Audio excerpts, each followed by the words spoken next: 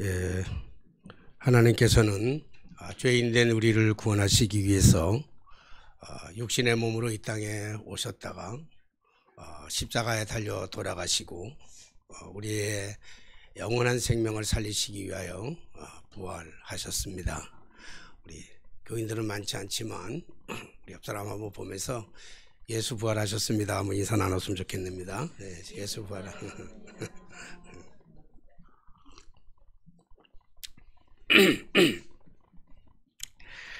부활절 아침에 저한테 카톡이 하나 왔고 그 카톡 안에 동영상이 하나 들어 있었어요. 고등학교 때 함께 신앙생활 하던 친구 엑스포 74 때 여의도 광장에서 그렇게 비가 쏟아지던 그날 밤 집회에 참석해서 눈물인지 콧물인지 빗물인지 알 수 없을 만큼 철없이 뭣도 모르고 함께 기도하던 그런 친구, 오랫동안 동떨어져 살았던 그런 친구인데 한 2년 전에 연락이 와서 서울대학병원에서 만났습니다. 그때 만난 첫 모습은 머리가 다 깎이고 그리고 휠체어에 탄 모습에서 식당에서 같이 밥을 먹자고, 저는 그 친구가 그런 모습인지는 전혀 모르고 오래간만에 만나자고 그래서 나갔더니 그런 모습으로 휠체어에 타서 걷지도 못하고 머리는 다 깎이고 빡빡머리로서 그렇게 앉아있던 그 친구인데 그 친구가 그러면서 병은 희귀병이고 잘 모르는 병이고 의사도 모르는 병이라서 언제까지 살 수 있을런지도 모릅니다.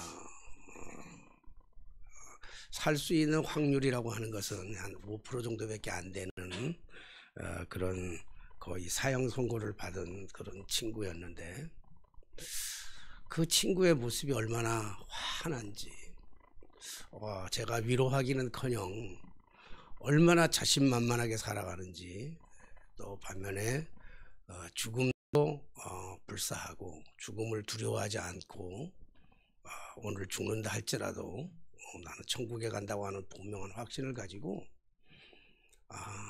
목사보다도 더 당당하게 기도하면서도 그 친구를 만나서 하나님 살려주십시오라고 기도하면서도 이중적인 갈등으로 한쪽에서는 정말 이 친구가 살아날 수는 있을까, 걸을 수는 있을까 라고 하는 흔들리는 그 믿음을 가지고 그렇게 기도를 했었는데 오늘 아침에 카톡이 오면서 거기에 동영상 하나가 올라왔는데 혼자 몸으로 일어나서 한 5발자국 정도는 걸어가는 그 모습을 동영상으로 보았습니다. 그러면서 하나 더 달았는데 우리 좀 더 걸을 수 있으면 파고덕에 교인으로 나갈 거고, 조금 더 걸을 수 있으면 우리 아내랑 제 아내랑 자기 부부랑 우리 한번 여행을 좀 갔으면 좋겠다라고 하는 너무 반가운 그런 메시지를 오늘 아침에 받았습니다. 제가 이 얘기를 여러분들에게 말씀드리고자 하는 그 이유는 이것이 바로 부활이다 라고 하는 것을 여러분들에게 먼저 부활의 기쁜 소식을 말씀드리고자 하는 것입니다. 일명 직업이 목사이고 평생 설교만 하는 목사도 우리 목사님들이 매 주일날 주일 설교만 따져도 1년에 12번 하잖아요. 52번 하잖아요. 그러니까 수요 예배, 금요 예배, 새벽 기도에 따진다고 한다면 평생에 아마 수천 번, 수만 번씩 이렇게 설교를 할 겁니다. 그런데 이 많은 목사님들이 사실 업이라고 하면 좀 우습지만 이 업이 설교잖아요. 뭐 신방도 있고 뭐 여러 가지 뭐 사무 행정도 있겠지만 그래도 제일 중요한 게 설교인데, 그리고 하나님으로부터 받은, 목사가 하나님으로 받은 최고의 선물이 뭐냐라고 저한테 묻는다면 저는 2분 1초도 지체하지 않고 대답할 거예요. 목사에게 주신 가장 큰 선물은 강단에서 설교할 수 있는 특권이 아닌가, 저는 그렇게 생각도 하기도 합니다. 그러면서도 많은 목사님들이 가장 힘들어하는 게 있다면 그게 바로 절기설교입니다. 절기설교가 다 부담스러워합니다. 특히 기독교의 핵심 가치가 예수 그리스도의 탄생과 십자가와 부활이잖아요.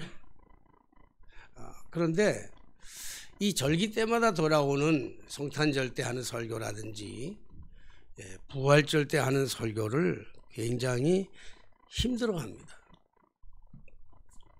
그래서 부활절이 되면 당연히 축제해야 되는데, 다시 기독교로 본다고 한다면 성탄절보다도 훨씬 더 큰 축제가 부활절이 돼야 되는데, 목사님들의 마음에는 부활절이 돌아오면 축제에 대한 설레임과 감격보다는 눌림이 더 강해요. 어떻게 설교해야 될까? 이번 부활절은 또 뭘로 설교를 해야 될까? 매일같이 해마다 돌아오는 부활절 때 같은 본문으로 같은 설교를 한다는 것도 너무 어렵습니다. 그래서 부활절이 돌아오면 축제의 기분보다는 억눌림의 그러한 시간으로 우리는 부활절을 맞는 목사님들이 참 많이 있습니다. 물론 저 역시 거기에서 벗어날 수 없는 예외는 아니라고 얘기합니다. 여기에는 몇 가지 이유가 있는데, 그 중에 하나는 뭐 다 그런 것은 아니지만요, 특히 요즘 젊은 목회자들에게 가장 힘든 것은 이 부활, 예수 그리스도의 이 부활이 자신도 잘 안 믿어지는데, 자기도 잘 안 믿어지는 것을 청중들을 향하여, 성도들을 향해서 믿으라고 설교하려고 하니까, 선포하려니까 상당히 힘들어요. 그러다 보니까 당연히 자신감도 떨어지고 확신 지수도 확 떨어져요. 그러니까 부활절 설교할 때마다 힘이 드는 거예요. 게다가 매년에 똑같은 설교를 하잖아요. 비슷한 본문을 가지고 설교해야 된다는 것이 여간 부담스럽고 고통스러운 일이 아닐 수가 없습니다.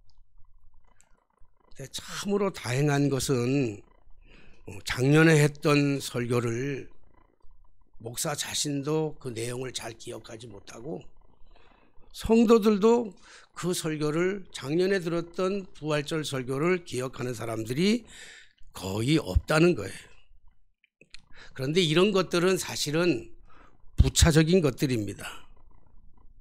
진짜 이유는 부활절에, 성탄절에 목사님들이 설교하기가 진짜 힘들어하는 이유는 부활을, 동정녀 탄생을 증명해내려고 하기 때문에 그래요. 이 부활이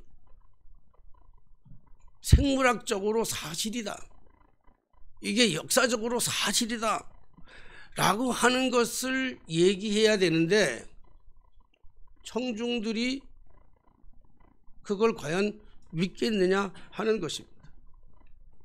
그러니까 당연히 이 절기 설교가 오면 두렵기도 하고 자신감이 없어져요. 그러나 설교라고 하는 것은 증명해내는 것이 아니고 선포하는 것입니다.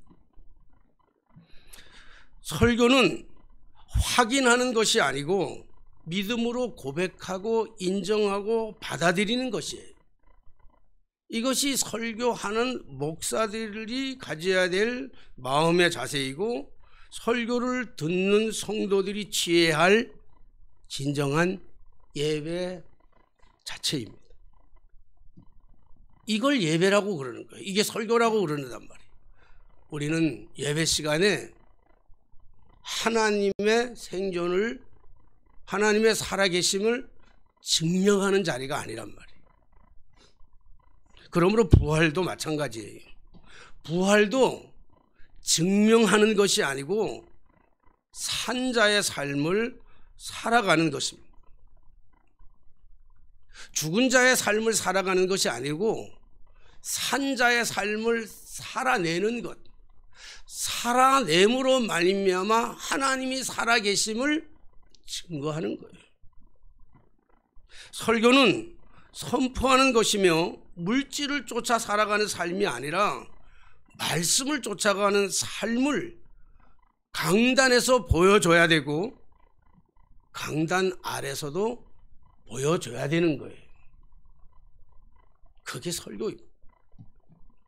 기독교가 개독교라고 타락이 되고 기독교가 다른 사람들로 하여금 욕을 먹고 혐오감을 갖게 되는 이유는 동정녀 마리아의 탄생을 증명하지 못해서가 아니고 예수 그리스도의 부활을 증명해내지 못해서가 아니라 부활의 삶을 신자의 삶으로 살아내지를 못하기 때문에 그렇습니다.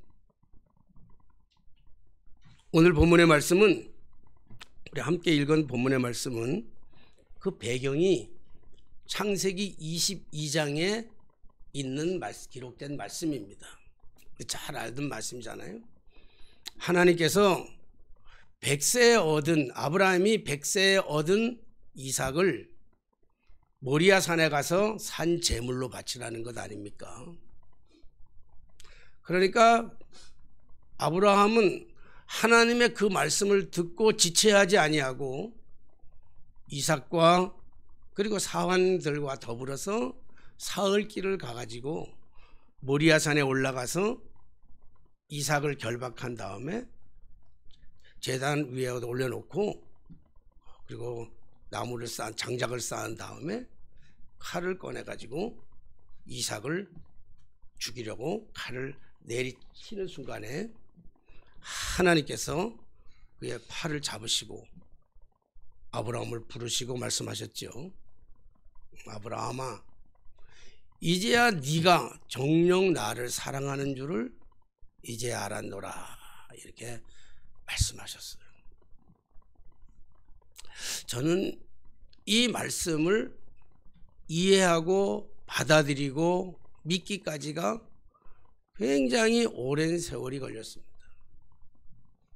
아니, 하나님께서 참 이렇게 잔인하게 어떻게 100세에 얻은 아브라함 차라리 처음부터 주지 말지, 주기는 왜 괜히 줘가지고 20살이 다 될 청년 때까지 그렇게 애정을 가지고 불면 꺼질세라 만지면 터질세라 이렇게 온 사랑을 다 베풀어서 나는 없어도 살겠는데 너는 없으면 못 살 만큼 그렇게 사랑했던 그 이삭을 달라고 얘기하고 그 이삭을 아낌없이 바치겠다고 하나님 앞에 결박시켜서 제물로 드리는 아브라함도 이해할 수 없었고요. 그리고 장정된 나이에 20살 가까이 된 그 장정의 나이에 120살 된 꼬꾸라진 할아버지, 힘없는 할아버지, 그 할아버지의 그 요청에 아무런 저항도 없이 스스로 결박당하고 스스로 그 번제단 위에 올라가는 이삭을 이해할 수가 없었습니다. 여러분들은 이해하나요? 저는 그게 이해가 안 되더라고요. 그래서 참 오랫동안, 그래서 사람들은 이것이 가설이다, 전설이다라고 얘기하는 사람도 있어요. 그런데 이 문제를 해결해 줄 수 있는 본문의 말씀이 오늘 본문의 말씀입니다. 오늘 본문의 말씀에 보니까 우리가 읽었지만 아브라함이 시험을 받을 때 믿음으로 이삭을 드렸으니, 사실 야고보서를 가지고 행함이 없는 믿음은 죽은 믿음이라 그러기 때문에 행함장이라고 얘기한다고 한다면 히브리서 11장을 가지고 우리는 믿음의 장이라 이렇게 얘기하잖아요. 자, 그는 약속을 들을 받은 자로 돼 그 외아들을 드렸느니라. 그가 독생자 그 외아들을 아낌없이 하나님 앞에 드릴 수 있었던 것은 18절에 그에게 이미 말씀하시기를 내 자손이라 칭할 자는 이삭으로 말미암느니라 하셨으니 내 자손이 하늘의 별과 같이 많게 하리라. 근데 내 자손은 이스마엘도 아니고 그 어떤 것도 엘리에셀도 아니고 너 자손은 이삭으로 말미암아 네 자손이 하늘의 별들 같이 바다의 모래 같이 많게 하리라고 하는 하나님의 이 언약의 약속의 말씀. 아브라함이 처음부터 믿음이 좋았던 사람은 아닙니다. 그렇죠? 아브라함은 믿음이 수도 없이 곤두박질치고 흔들리는 이런 믿음으로 살아왔어요. 가나안 땅에 흉년이 드니까 애굽으로 도망을 갔고 가나안 땅에 믿음으로 있다고 한다면 그 가나안 땅에 끝까지 지키고 있어야 되는데도 불구하고 흉년이 오니까 살아보겠다고 자기의 생각 따라 애굽으로 갔고 애굽으로 가서 자칫 자기의 아내의 미모 때문에 혹시 아내도 빼앗기고 자기도 죽을까 봐 아내를 누이라고 속이면서까지 바로의 침실에 들어보내는 이러한 참 믿음 없는 행동을 하는 아브라함이었지요. 그런데 하나님께서 아브라함을 통해서 태에 끊어진 자를 통해서 그렇잖아요. 이미 생리가 끊어진 자를 통해서 하나님께서는 아브라함의 씨 이삭을 하나님이 보내주셨어요. 약속을 지키셨어요. 아브라함이 믿음이 막 흔들릴 때 아들을 주시겠다고 약속하셨는데 1년이 지나고 2년이 지나고 3년이 지나고 5년이 지나도 아들에 대한 소식이 강간무소식하고 그래서 절망하고 있을 때 두려워하고 있을 때 하나님 내 아이는 저 입양하면 되겠습니다. 입양 엘리에셀을 입양해서 내 애로 삼으면 저 아이를 통해서 열방의 아비가 될 수 있도록 내 후손이 번성하면 안 되겠습니까? 라고 얘기했을 때도 하나님은 노 그랬어요. 안 된다 그랬어요. 그리고 아브라함이 흔들리니까 믿음이 막 흔들리고 두려워하니까 아브라함을 장막 밖으로 데리고 나와가지고 저 하늘의 별들을 보여주고 하늘의 그 바다의 모래같이 너 아이들을 네 아이가 분명히 네 후손으로 말미암아 네가 아이를 낳겠다라고 하는 약속을 해 주셨어요. 그러니까 아브라함이 그때 성경에 보면 뭐라고 하냐면 아브라함이 믿으니 그를 의로 여겼더라. 아브라함의 의는 착한 행동에서 나온 게 아니라 도덕적인 삶을 통해서 나온 게 아니라 믿었더니 그 말씀을 믿었더니 믿을 수 없는 상황에서 믿었더니 하나님께서는 그를 의롭다 인정하시고 그 인정 속에 의롭다는 인정 속에 사라의 태문을 열어서 사라가 90세 때 아브라함이 100세 때 아들 이삭을 주셨어요.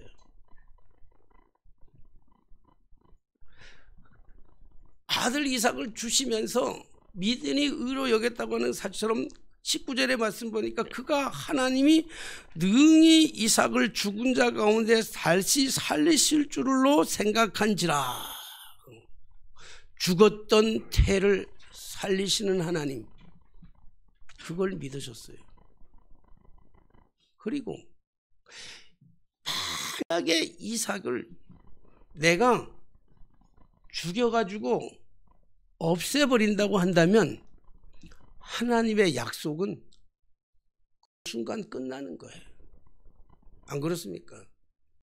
하나님이 분명히 이삭을 통해서 이삭의 후손이 내 열방의 아비가 될 것을 약속해 주셨는데, 이삭을 통해서 후손을 주시겠다고 약속했는데 그날 이삭이 죽어버리면, 그러면 하나님의 언약도 끝나고 아브라함의 대, 이삭의 대도 끝나버리는 거예요.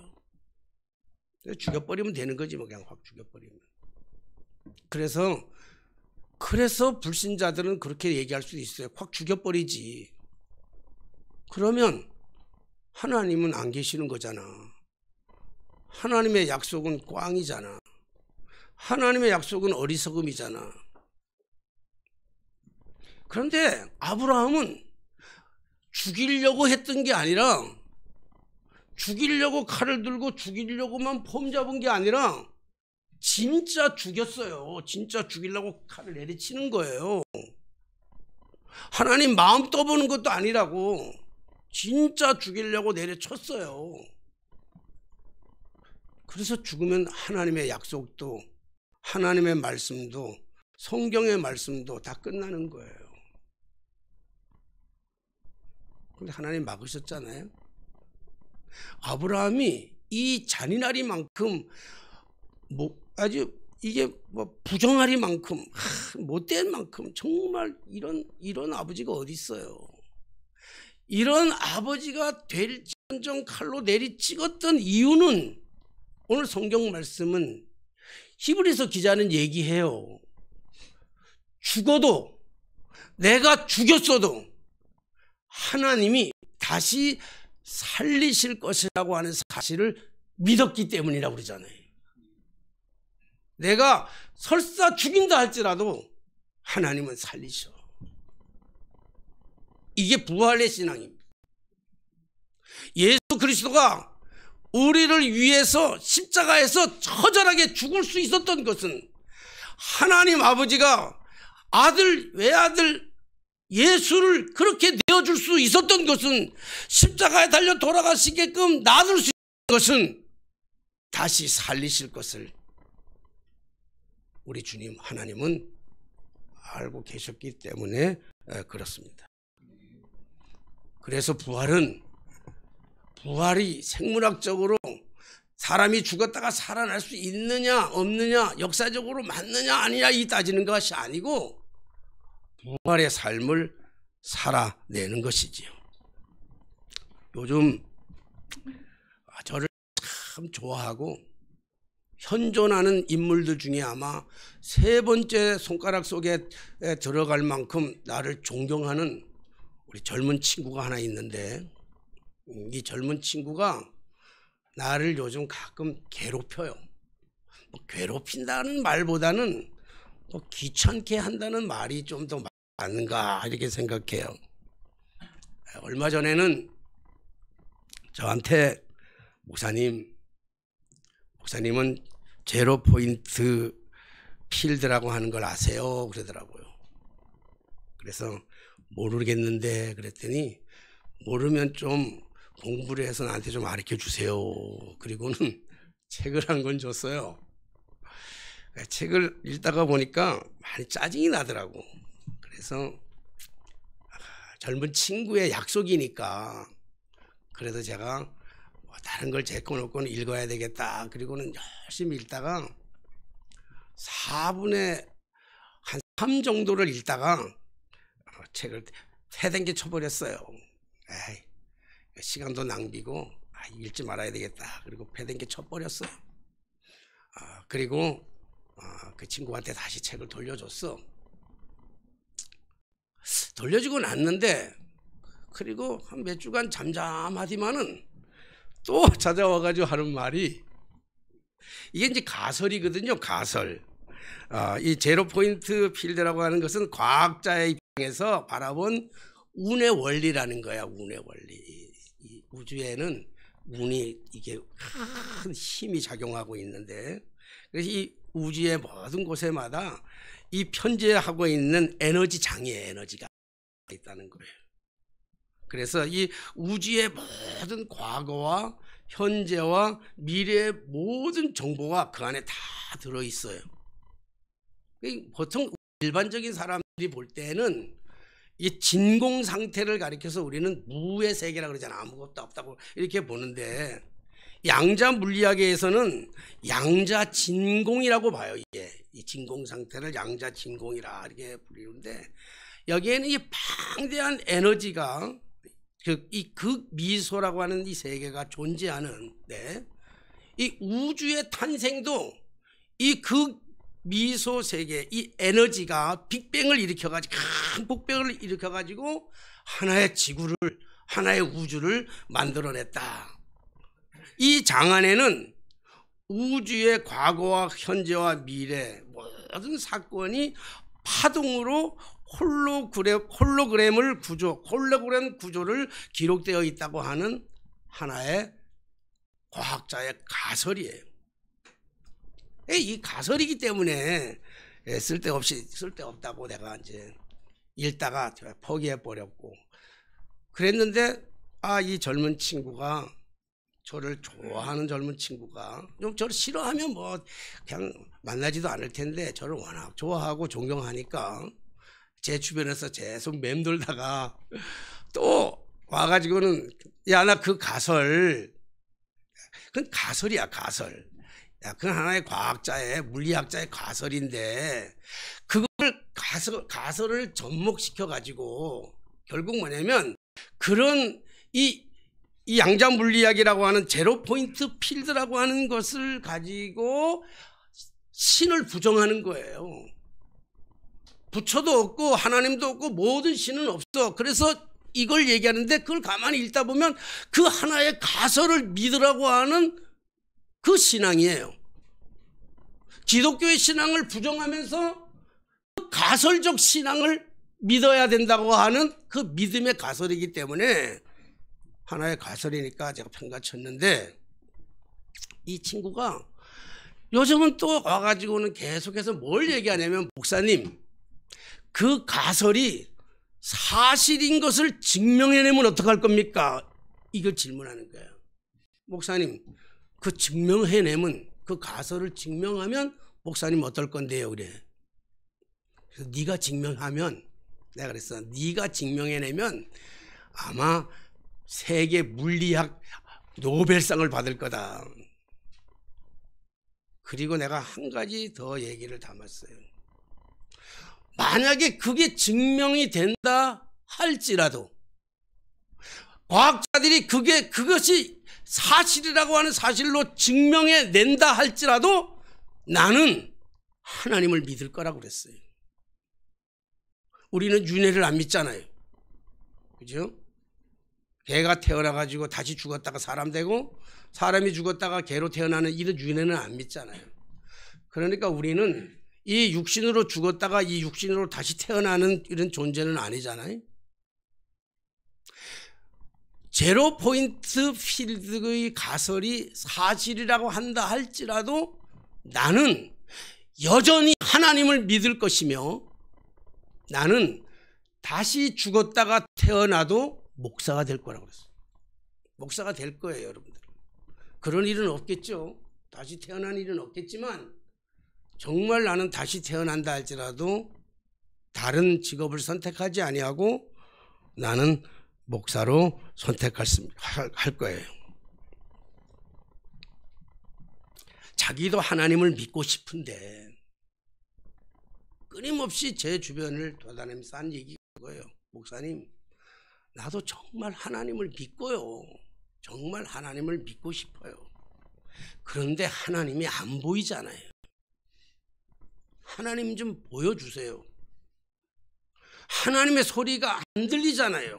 하나님의 소리를 들려주세요.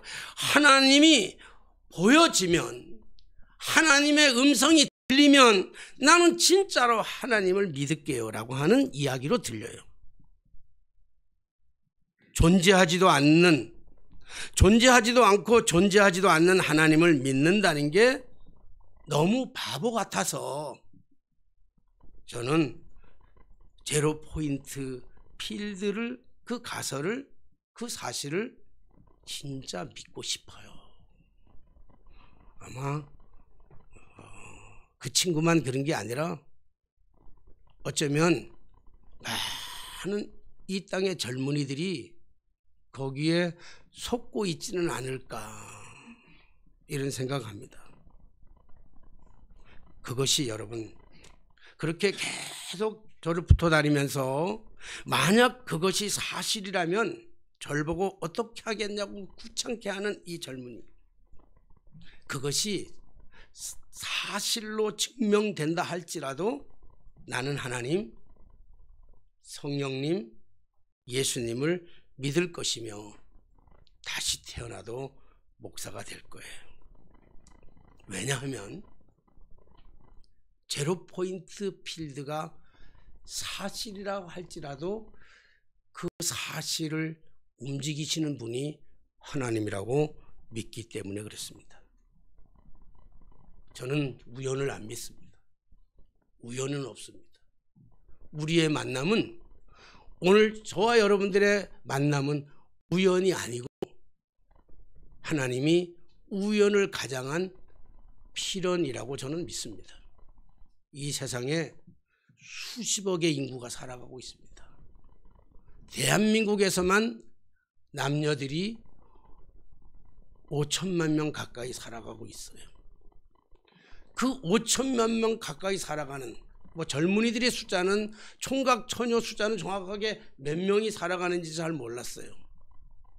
그런데 서울에 사는 어떤 총각 하나가 배낭 하나 메고 영국에 놀러 갔어요. 대전에 사는 어떤 처녀 하나가 배낭 하나 메고 영국에 놀러 갔어요. 그 영국의 어마어마한 큰 거리를 걷다가 어느 한 모퉁이에서 둘이 눈이 뿅 맞았어요. 그래서 결혼했어요. 여러분 그걸 우연이라고 얘기하겠습니까? 그냥 여러분 그걸 그냥 우연히 만나서 우연히 결혼했다고 그렇게 얘기하고 싶습니까? 저는 그렇게 생각하지 않습니다. 저는 우리 가희가 우리 집에 시집 온 것은 하나님의 계획이었고 필연이었고 역사였고 은혜인 줄로 믿습니다. 저 여러분들이 만난 것 우연한 만남이 아니고 하나님의 분명한 계획인 줄로 믿습니다. 여러분 저는 진화론을 잘 안 믿어요. 이 젊은이가 또 요즘은 또 진화론이 어떠냐고 물어 나한테. 저는 진화론이 안 믿고 창조론을 믿습니다. 그런데 이 친구가 목사님 진화론이 사실이라면 어쩔래요? 또 이런 거예요. 여러분 원숭이가 변해서 사람이 되는 진화론이 있다 할지라도 원숭이가 변해서 사람을 되게 하신 것도 하나님의 역사라고 믿기 때문에 저는 하나님의 존재를 한 번도 의심해 본 적이 없습니다. 우리 잘 알고 있는 갈릴레오 갈릴레이가 기동설을 주장함으로 말미암아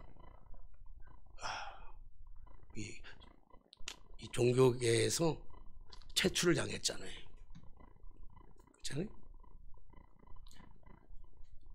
태양이 움직이고 별이 움직이고 달이 움직이는 줄 알았는데 지동설은 그게 아니고 지구가 움직인다는 거 아니에요. 그래서 이 기독교계에서 종교계에서 신성모독죄라고 하는 이름으로 쫓겨났잖아요. 그런데 시간이 지나서 지동설이 맞잖아요. 지동설이 맞아. 지구가 돌아가게 하는데 여러분 창조의 하나님은 천지를 창조하신 것으로 끝나는 것이 아니라 지금도 여전히 그 천지를 운행하고 계시는 줄로 믿습니다. 그렇다면 지구가 돌아가는 것도 하나님의 역사이고 하나님의 하시는 일인 줄로 믿습니다. 그러니까 지구가 돌아가든 태양이 돌아가든 돌아가게 하시는 것은 하나님이기 때문에 그 신앙에는 변함이 없습니다. 여러분 안 믿으면요 아무것도 안 보이고 아무 소리도 안 들리고 아무 느낌도 없어요. 안 믿는 사람에게, 안 믿겠다고 하는 사람에게 하나님의 설사, 하나님의 실존을 보여줘도 안 믿어요. 실제 하나님의 음성을 들려줘도 안 믿어요. 실제 느낌이 와도 안 믿는다고요. 예수님 당시에 예수님이 죽은 자를 살리시고 안진뱅이를 일으켜서 해주고 눈먼 자를 고쳐주시고 보리떡 5개와 물고기 2마리를 가지고 5,000명이나 되는 사람들을 먹이고도 12광주를 남기는 기적의 현장에서 그 떡을 받아 먹었던 사람들도 안 믿는 거예요. 먹을 때만 믿지.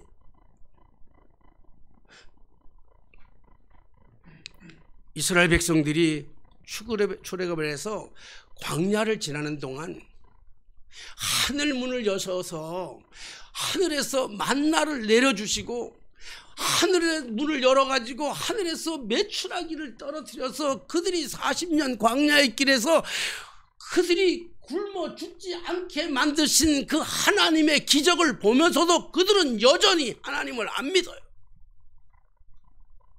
물이 없는 광야를 지나서 그 광야에서 샘이 솟고 반석에서 물이 터져 철철 넘쳐 흐르는 그 물을 먹으면서도 여전히 하나님을 안 믿어요. 우상을 섬기지. 안 믿는 사람에게 아무리 설명해도 아무리 보여줘도 안 믿는 사람은 안 믿어요. 그러나 믿으면요, 믿으면 그동안 보이지 않던 것들이 보이기 시작해요. 그동안에 듣지 못한 그 소리들이 들리기 시작해요. 그래서 그로 말미암아 가슴이 뛰기 시작한다고요. 가슴이 벅차요. 그래서 어느 날은 잠을 이룰 수가 없어요. 너무 좋아서. 그래서 안 믿는 사람들은요, 믿는 사람들이 하는 행동을 미쳤다고 그래요. 또라이라고 그래요. 왜? 나는 못 듣는데 너는 들어. 나는 못 보는데 너는 봐. 그러니까 미쳤다 그러는 거예요. 본 것을 보았다고 말하고 들은 것을 들었다고 말하고 느낀 것을 느꼈다고 말하는데 못 보고 못 듣고 안 믿는 자에게는요, 이걸 백날 설명해도 못 알아듣는단 말이에요. 그러므로 믿음이라고 하는 것은 증명하는 것이 아니에요. 부활이라고 하는 것은 증명하는 것이 아니라고요. 본 대로 들은 대로 느낀 대로 말씀에 의지하여 마음에 가는 대로 눈치 보지 말고 욕을 먹더라도 쌍욕을 먹더라도 내가 본 것을 믿음대로 본 것을 말하는 거예요. 들은 것을 말하는 거예요. 보고 들은 대로 내가 사는 거예요. 살아내는 거예요. 살아내는 것. 부활은 증명하는 게 아니라 살아내는 거예요. 예수 그리스도의 부활은 가설이나 전설이나 동화가 아니라 역사적인 사실이고 팩트예요. 역사적인 사실이고 팩트지만 이 역사적인 사실과 팩트를 역사적으로 증명하거나 생물학적으로 증명하는 것이 부활이 아니란 말이에요. 살아내는 거예요. 부활로 살아내는 거예요. 그래서 성경 그 어디에도요, 예수님께서 나의 부활을 증명해내라는 얘기가 하나도 없어요. 부활을 사는 거예요. 부활을 사는 거예요. 오늘 아침에 설교를 다 준비하고 부활에 설레는 가슴으로 있을 때 오늘 친구가 보내준 이 카톡, 그 자그마한 카톡 영상 하나, 마치 어린아이가, 그 돌도 안 된 어린아이가 걸음마를 걷는, 아장아장 걷는 그 모습에서 부활을 살아내는 그 모습을 본 거예요. 네가 간증자라 그랬어요. 네가 부활을 살아내는 간증자다. 부활은 살아내는 거예요. 나를 옆에서 꽤 못살게 구는 그 젊은이가 하나님을 만나는 순간이면 모두가 다 포기했다 할지라도 나는 믿어요. 그 청년이 하나님을 만나는 순간, 그 순간이면 완전한 새 사람으로 바뀔 거라고 하는 걸 난 믿어요. 지금도. 그게 부활이에요. 그게 살아내는 거예요. 아무도 안 된다고 포기하는 그 순간에 살아내는 거. 메마른 땅, 다 죽은 땅, 겨울에 죽은 그 땅에 파릇파릇 일어나는 그 새싹처럼 다 말라빠진 그 얼어붙은 저 벚꽃나무에서 피어나는 벚꽃의 새로움처럼 살아내는 거예요.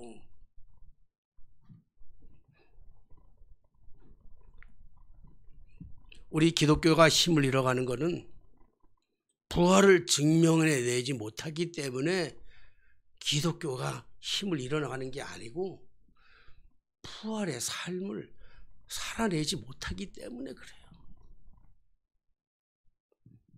부활의 삶이란, 그래서 저는 오늘 부활은 증명하는 것이 아니고 믿음으로 사는 믿음의 동사예요. 부활이나 믿음은 명사잖아요. 그러나 이 명사가 동사로 바뀔 때, 살아낼 때, 살아나갈 때, 살아나가는 모습으로 보여질 때, 그때 우리는 부활을 말할 수가 있어요. 부활을 증명한다고 해서 부활을 믿겠습니까? 부활은 증명해낼 수 없는 거고요. 부활을 증명한다고 믿는 것도 아니에요. 보여준다고 안 믿어요. 안 믿는 사람은 보여줘도, 만지게 해줘도, 입에 넣어줘도 안 믿는다니까요. 죽은 자가 다시 사는 것, 죽은 자로 살아가는 삶, 그 삶이 아니라 죽은 자가 다시 살아나는 삶으로 살아가는 것, 그것이 부활이에요. 우리가 잘 알다시피 예수님이 부활하신 이후에 엠마오로 가는 두 제자 있잖아요. 그 두 제자가 제자에게 예수님이 다가가셔서 많은 말씀을 해주는데도 본인이 예수님, 부활하신 예수님이 곁에 계시는데도 못 알아보잖아요. 그리고 그는 실망과 저잘에 빠져서 엠마오로 가고 있어요. 이게 죽은 자의 삶이에요. 살아있으나 죽은 자의 삶. 엠마오로 가는 두 제자는 살아있기는 하지만 죽은 자의 삶이에요. 그러다가 그들이 주님과 함께 만찬을 먹는 때 눈이 떠져서 그분이 주님인 것을 알게 돼요. 그분이 부활하신 주님이라는 것을 알게 돼요. 아, 이분이 부활하신 주님이구나. 눈이 떠지는 순간에 주님은 그 자리에 없어요. 안 보여요. 그리고 그들은 가던 엠마오의 발걸음을 돌이켜가지고 예루살렘으로 가요. 절망과 좌절과 두려움과 염려와 슬픔 속에서 엠마오로 가던 그 제자들, 그게 십자가예요. 그러나 주님을 만나고 다시금 예루살렘으로 돌아오는 그들의 삶, 새로운 삶, 희망의 삶, 기쁨의 삶, 설레임의 삶, 비전과 희망을 품고 예루살렘으로 돌아가는 삶, 그게 산 자의 삶이에요. 부활은 죽은 자의 삶을 살아가는 게 아니라 산 자의 삶을 살아내 보여주는 것, 그것이 부활입니다. 부활은 믿음의 동사입니다. 오늘 부활, 역사적으로 생물학적으로 예수를 증명해 보이려고 하는 것이 아니라 우리의 자그마한 삶, 도저히 변하지 않을 것 같은 정말 볼품없는 나가 변화되어 새 사람으로 바뀌는 그 부활을 통해서 오늘도 여전히 살아계셔서 우리와 함께 동행하시는 그 부활하신 주님을 증거하는 증인의 삶을 살아가는 저와 여러분들 모두가 다 되게 되시기를 주님의 이름으로 간절히 부탁을 드립니다. 기도하겠습니다. 하나님 아버지, 오늘은 주님께서 부활하신 거룩한 부활절, 부활의 주일입니다. 역사적으로 생물학적으로 증명이 아니라 믿음으로 부활의 삶을 살아내 증거하는 증인의 삶을 저희들이 살아갈 수 있도록, 살아낼 수 있도록, 그렇게 증거하며 살아가도록 우리를 붙잡아 주옵소서. 예수님의 이름으로 기도하옵나이다. 아멘.